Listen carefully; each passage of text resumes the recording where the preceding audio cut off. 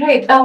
So I think maybe to just try and put that into context, because I think these are the friends of Job who came to visit him in his affliction. Yes. I think there was Eliphaz, Zophar, and Bildad. They are three friends, right? Yeah. So they come to visit him, and even them, they're just outstanded. Yes. Like what this is like, the way you say in Kenya, wa so tadu. Like it's just it was so heavy. Yes. So I think to put that in context, it wasn't meaning that their prayers were not going to be effective. It could be because of maybe why they were praying. You remember Job was a very holy man. Yeah. And actually, in fact, thank you for bringing up that, because it was Kate. Because actually, even as the text begins in chapter 1, we are told how holy, when you're being told how holy Job is, he says that he used to offer sacrifices for his children, just in case maybe when they were out there, whatever activities they were doing, they had offended God, so that God would obtain pardon for them.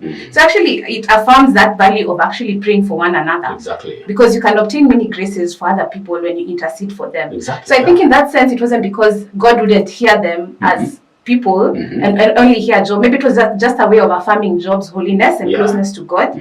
But also maybe there was a context of, we don't know, that one is just supposing now. Maybe it's because also those three perhaps were lacking faith and were not seeing the point of Job's suffering. Right. Yeah. Okay. Alvaro, you have something to add? Remember that story is found in Job chapter 42, by the way, and you can read about it, how when Job prayed for his friends, the Lord restored all his fortunes, okay? Even in the difficult time, you need to have the strength to pray for other people, okay? That's exactly what now touches God more, okay? Yes, that is it. Alvaro? No, for me, I just want to agree with what Jonah said, yes. that a lot of Catholics think that our basis is not based on the Bible, but if you just take a bit of time to do a bit of research, you'll realize a lot of the things we believe is actually based on the Bible.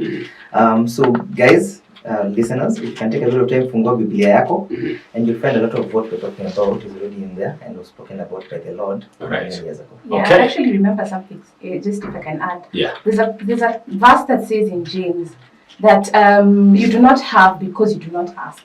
And when you ask with the wrong motives.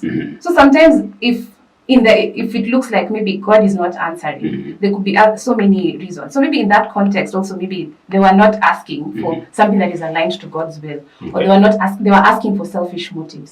So that's a verse in James.